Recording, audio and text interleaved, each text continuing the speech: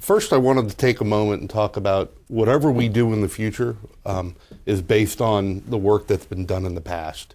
And we were at the Federal CIO Council meeting yesterday, and it was Joe Klemovich, his last CIO Council meeting as he leaves federal service.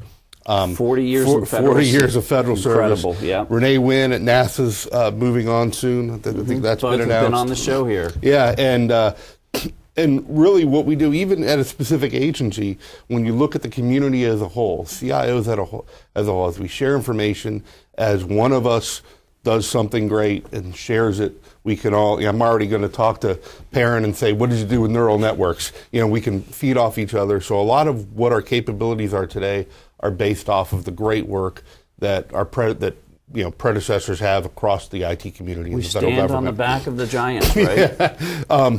But you were asking about energy too, so thank you for letting me say that about some of the CIOs that are leaving. But I also want to talk about what does it look like at energy, and I talked about creating a platform for innovation.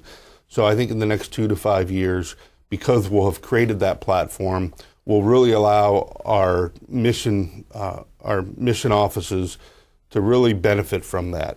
You can't have a meeting at the Department of Energy and not talk about AI, artificial intelligence right now. Sure. We stood up a brand new office for it. We have 600 AI projects going on across the complex.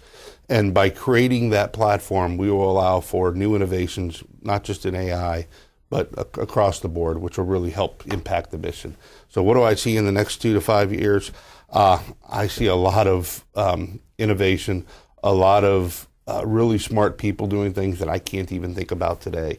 And we just want to make sure we set that table for them and let them go forward. Right, and I would imagine that once you enable all of this computing capability to happen across those multiple networks, you're going to put a lot of computing capability in the hands of all these scientists, et cetera, and I can't imagine that that's going to be what the future is going to hold in that regard. I can't either. I just need to make sure I give them the platform to do it. Give them the platform to do it, make sure it's secure, make sure it's reliable, et cetera.